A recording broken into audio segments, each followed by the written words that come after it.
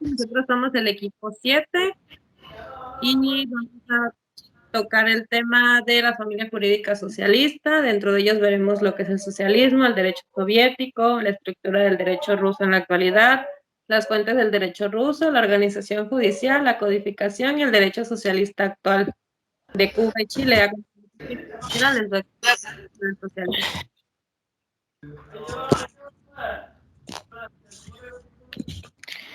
El socialismo es una corriente filosófica de pensamiento económico, social y político, así como un conjunto diverso de teorías políticas, movimientos, sistemas socioeconómicos que en dicho pensamiento se ha inspirado.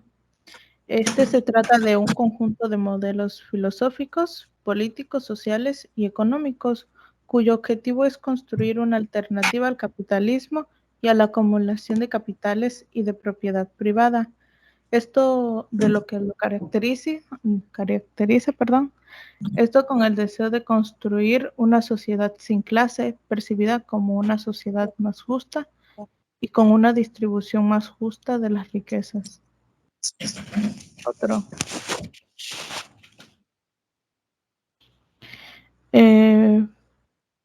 El socialismo marxista es un modelo económico y social, tal como se define desde el marxismo. En un principio, esta describe una sociedad en la que los medios de producción están en manos de los trabajadores, en oposición absoluta al capitalismo, en lo que la propiedad privada de los medios de producción en manos de los capitalistas, en un principio fundamental de ordenación de la sociedad. Yendo más allá, el socialismo haría también referencia a una sociedad en la que la propiedad socialista ha sido abolida.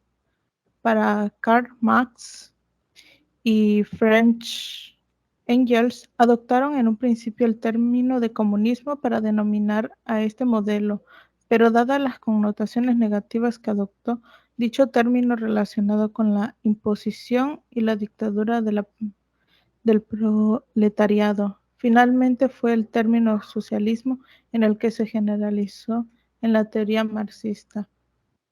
Por otro lado, Lenin, el leninismo, es una doctrina política, social, económica desarrollada a partir de los preceptos del marxismo por el revolucionario y filósofo comunista ruso Vladimir Ilich Lenin,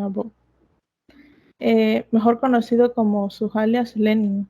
Se trata de una interpretación específica de los pensamientos del marxismo ortodoxo y una síntesis de su aplicación de las condiciones particulares de la sociedad agraria de la Rusia imperial a comienzos del siglo XX.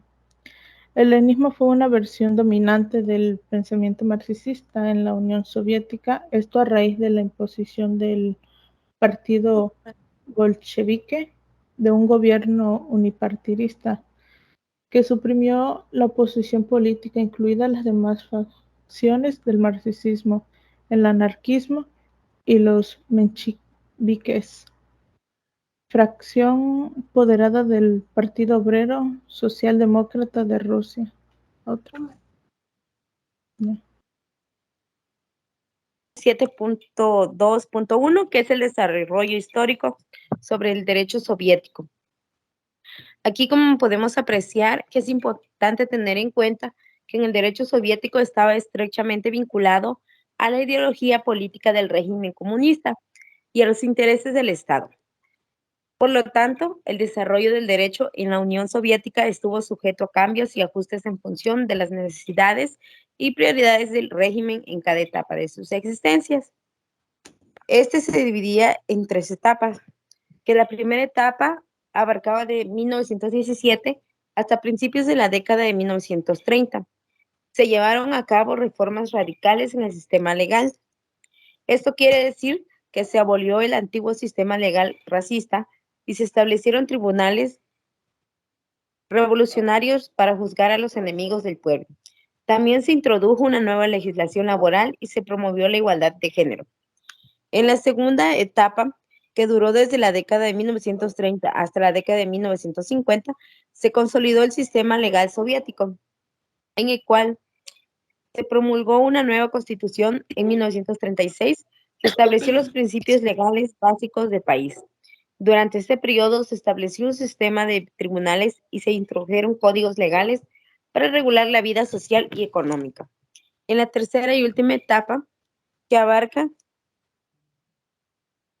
desde la década de 1950 hasta el colapso de la Unión Soviética de 1991, el derecho soviético experimentó ciertos cambios y evoluciones, en los cuales se introdujeron reformas legales en diferentes áreas, como el derecho penal, el derecho de familia y el derecho laboral. Sin embargo, a pesar de estos cambios, la estructura básica del sistema legal soviético se mantuvo inactiva. Siguiente diapositiva.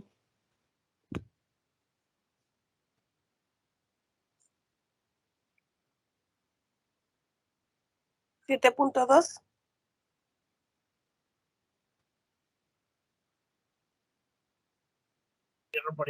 Bueno, me tocó el 7.2, pero no se ve en la diapositiva aún. Ya la cambié.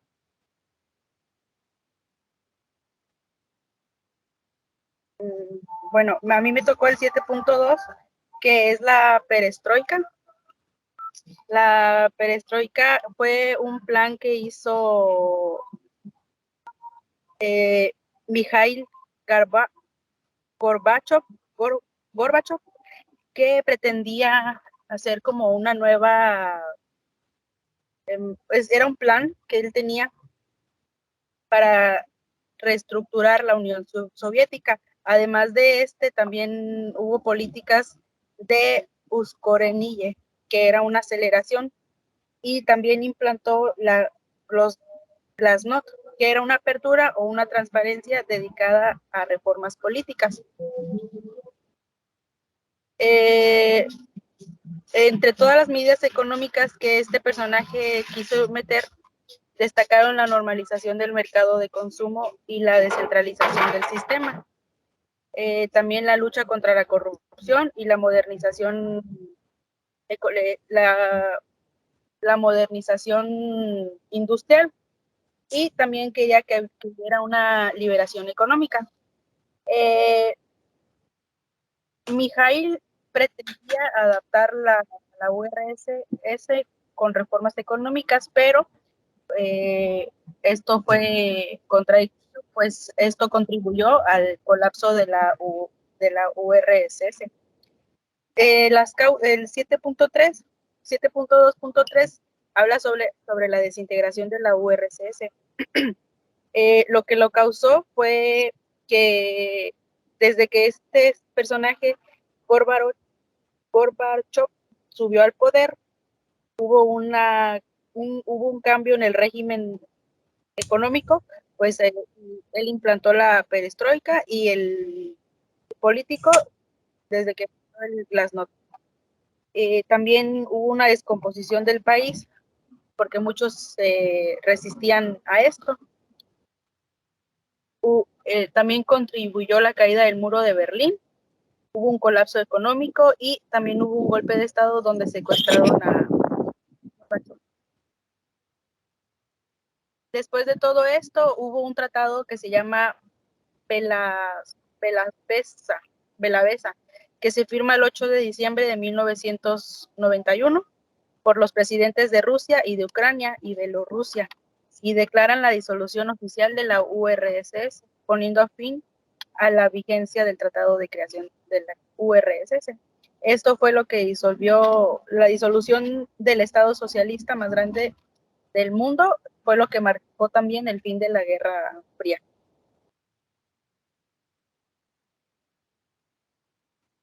Bueno, yo les voy a hablar sobre la estructura del derecho ruso en la actualidad, y para poder entender un poquito sobre esta federación, tenemos que entender que su idioma está compuesto por un 85.7% de personas que hablan ruso, 3.2% de personas que hablan tártaro, 15% checheno y otro 10.1%, que es de personas extranjeras.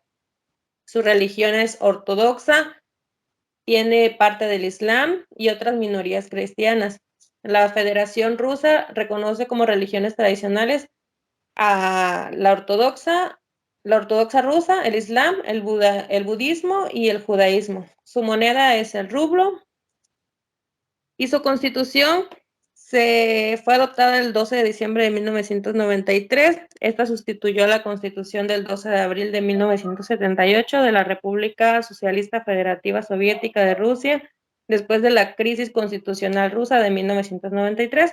Está compuesta de 2 partes, 9 capítulos y 137 artículos con 9 puntos transitorios. Siguiente, porfa.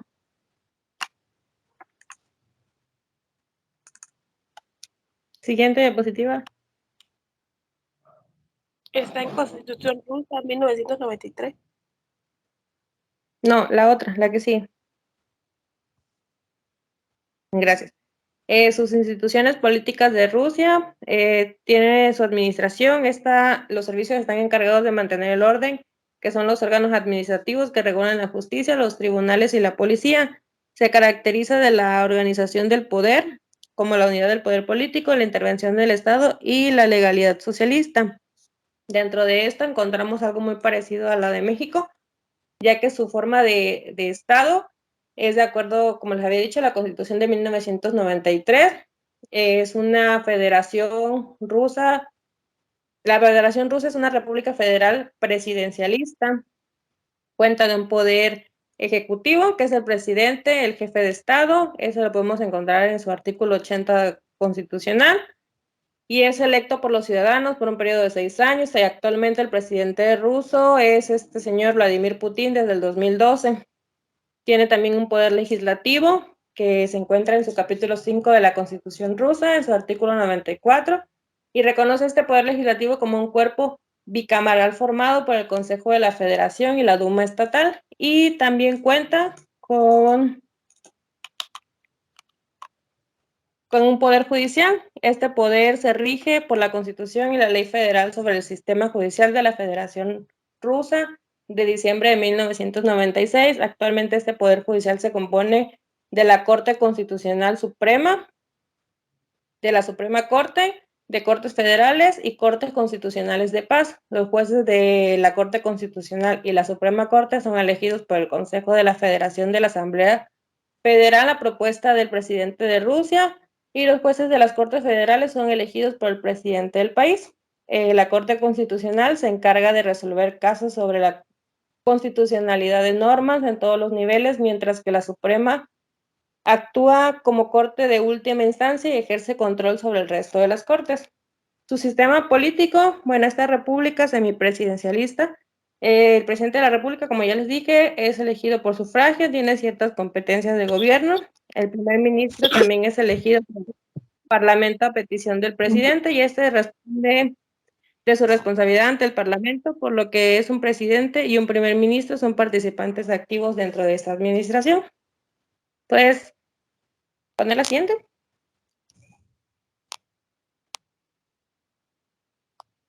Lo mismo, su sistema político. El poder del Estado es ejercido por el pueblo por intermediación de los soviets, que son los diputados del pueblo, y son elegidos cada circunscripción administrativa por los ciudadanos mayores de 18 años. Y son organizaciones sociales.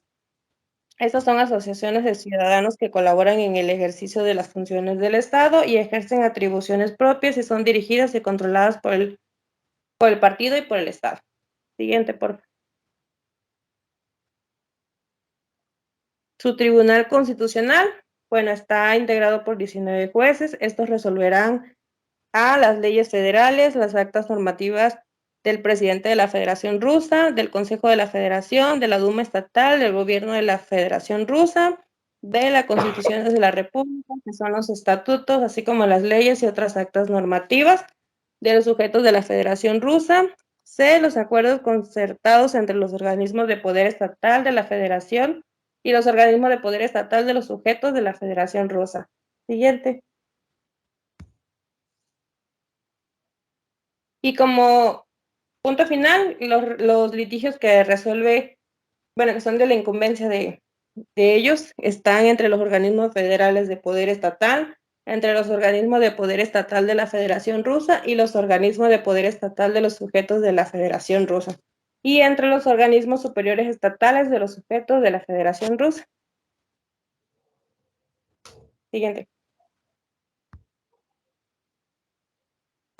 Dentro de su política exterior, queda definida en 5 puntos básicos, a manera de resumen, que son la prioridad del derecho internacional, la multipolaridad del mundo, la defensa de la vida y la dignidad de los ciudadanos rusos donde ellos se encuentren, así como los intereses rusos en el extranjero, el deseo y necesidad de evitar los conflictos y el aislamiento, y el reconocimiento por la parte de Rusia de zonas geográficas de interés privilegiado.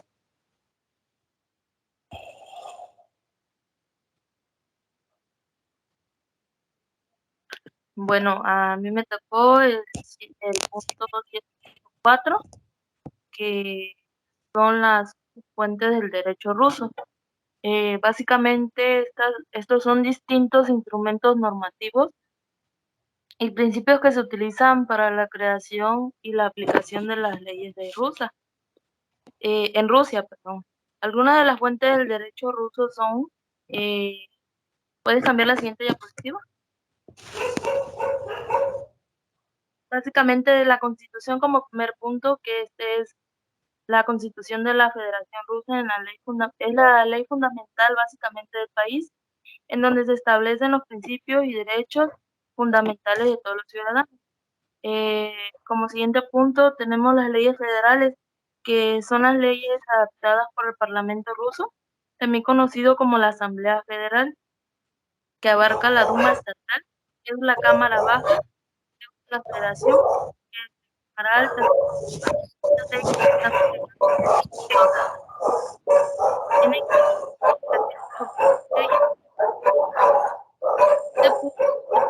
los decretos presidenciales. En este, el presidente de Rusia, tiene la autoridad para emitir decretos presidenciales, los cuales tienen fuerza de ley y son de obligatorio cumplimiento. En estos decretos abarcan una amplia gama de temas que pueden tener efecto nacional o regional. Y el siguiente serían los códigos.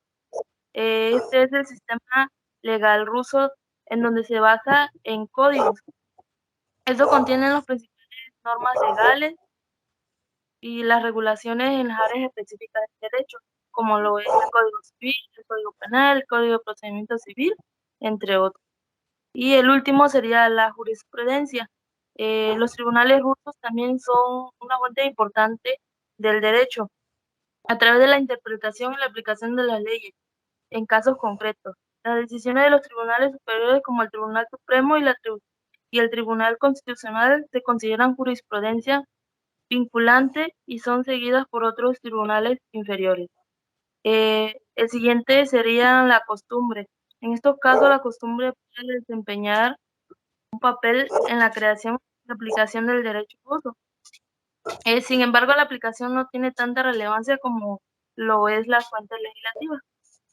Y pues estas serían algunas de las principales fuentes del derecho en Rusia, aunque la lista puede ser un poquito algo exhaustiva. Y pues estos son ejemplos.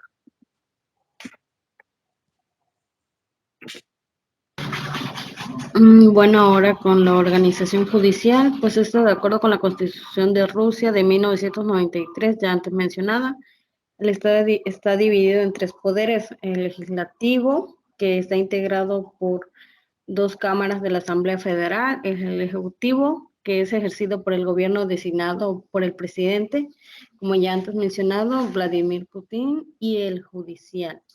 El Parlamento está compuesto por 616 miembros y se denomina Asamblea Federal, dividida en 2 cámaras: la Duma estatal, que contiene 450 miembros, también llamada Cámara Baja, y el Consejo de la Federación, que cuenta con 166 miembros, también conocida como Cámara Alta.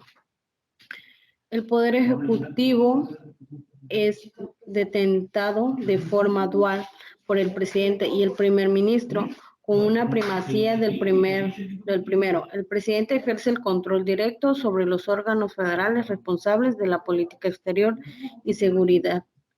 Interior e Inteligencia. El primer ministro coordina la economía, finanzas y gobierno. El poder judicial de Rusia se define en la Constitución como una estructura jerárquica, encabezada por el Tribunal Constitucional, el Tribunal Supremo y el Tribunal Supremo de Arbitraje.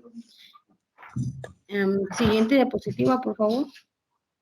También, como se adopta una representación, la pirámide normativa está presidida por la Constitución de 1993, que ha sufrido pocas enmiendas desde entonces, o sea, quiere decir que es un régimen que ha sido constante, realmente no ha tenido muchos cambios.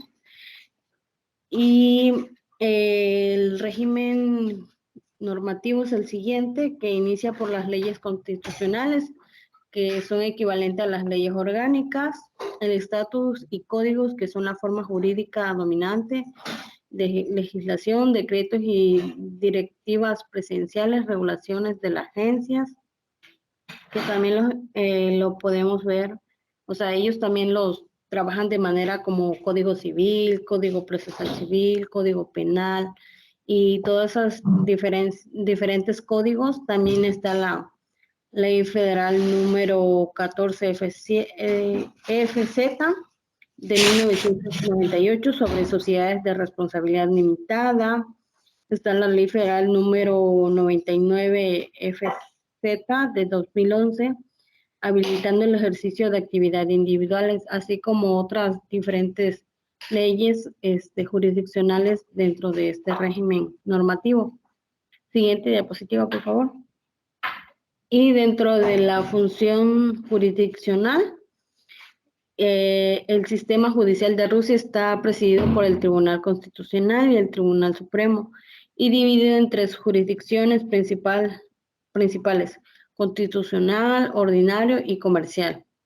La jurisdicción ordinaria tiene 4 escalones, quedando conformada de la siguiente manera: Tribunal Supremo de Rusia, Cortes Regionales, Cortes de Distrito y Corte Magistradas. Como podemos ver en la siguiente imagen, igual está distribuido por la Constitución de 1993, el Tribunal Constitucional, Tribunal Supremo, Tribunales Federales.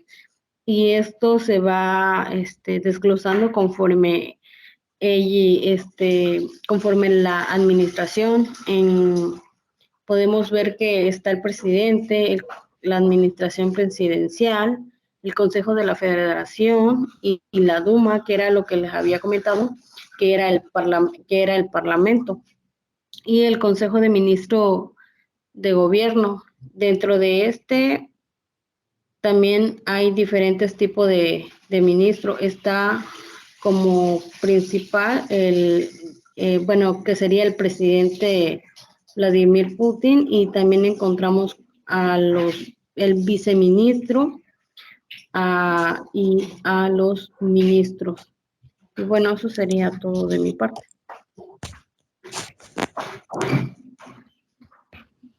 Bueno, a mí me tocó el subtema 7.6, que es la codificación. ¿Podrías cambiarme? No. Gracias. En la codificación se manejaban varios tipos de leyes, que por ejemplo estaba la Constitución.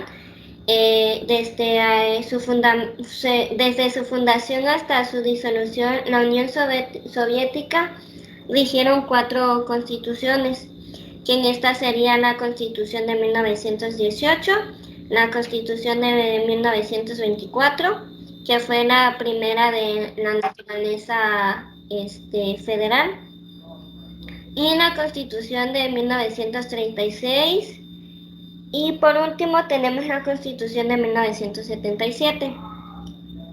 También se hablaba sobre el ordenamiento presidium, que estas eran todas las leyes votadas por el Soviet Supremo, el cual se recurría a estos procedimientos cuando se pretendía dar solemnidad a una ley, ya sea en la práctica, y se ocurría también ordenanzas.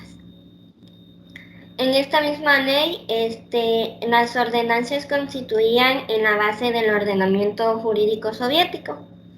Y también otras medidas de reglamentación serían las medidas de base y la de ejecución de leyes, y estas eran emitidas por el Consejo de Ministros.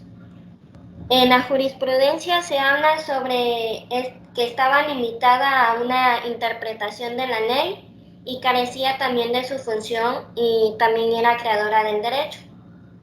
También se llegó a desempeñar la función a resolver diferentes tipos de controversias y pues finalmente esta tuvo una función muy educadora. Y por último tenemos la doctrina. Se dice que los actos soviéticos citaban a Marx Angel o Lenin, cuyas obras constituían en el vértice de todas las bibliotecas jurídicas. Los juristas soviéticos o cualquier persona que quería estudiar en derecho soviético debían citar a estos autores. Y pues ya por último, también la aplicación de esta doctrina se gravitaba en torno a la política. Me falta uno, que es la costumbre, creo, no sé si hablé de ella. No. Bueno, la costumbre, por otro lado, en algunos aspectos del derecho, cuando no existía una ley aplicable al caso, la ley permitía que la costumbre podía ser utilizada y también jugaba un papel muy importante, pero pues únicamente esta estaba cuando era autorizada por el legislador. Ese sería todo de mi parte. Bueno, a mí me tocó el tema 7.7 del derecho socialista actual en Cuba y en China.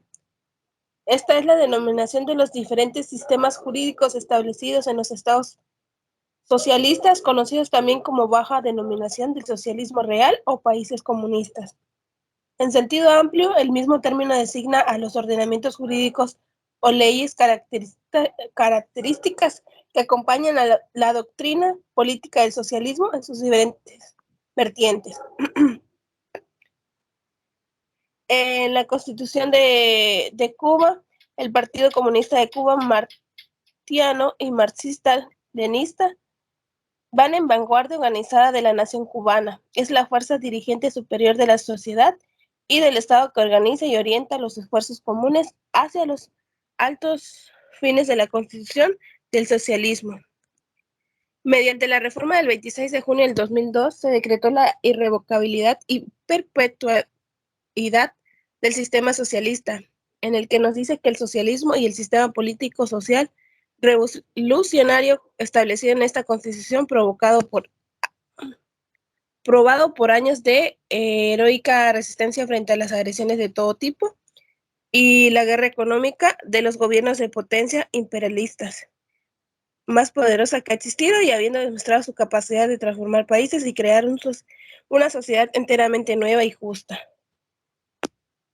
En los órganos del gobierno cubano encontramos el órgano legislativo, los cuales se basan en la Asamblea Nacional del Poder Popular, que es unicameral, en las facultades constitucionales y legislativas.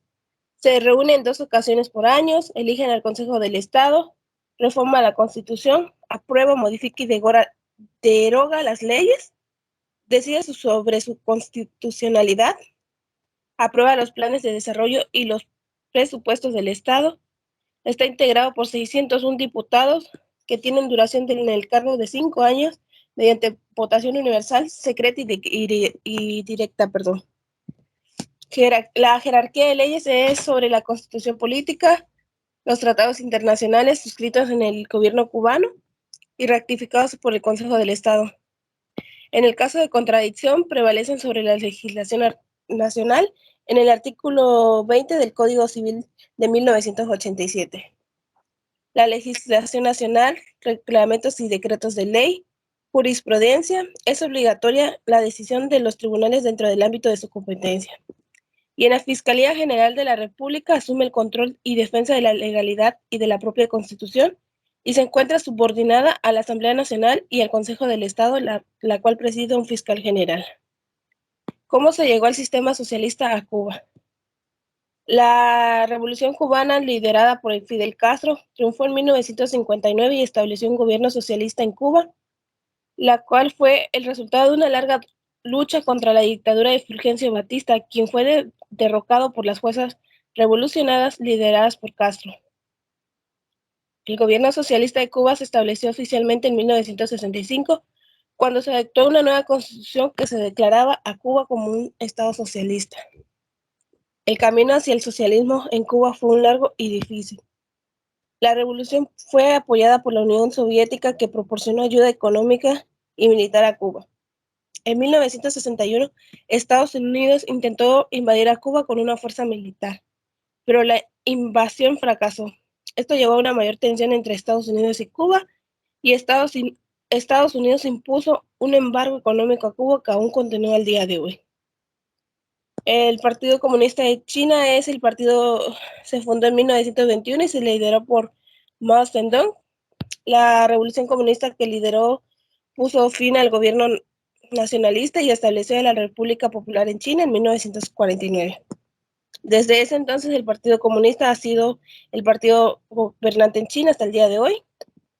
La revolución cultural de Mao, bajo el liderazgo de Mao, China experimentó la Revolución Cultural, una campaña política lanzada en 1966 que buscaba purgar los elementos capitalistas y restaurar el socialismo.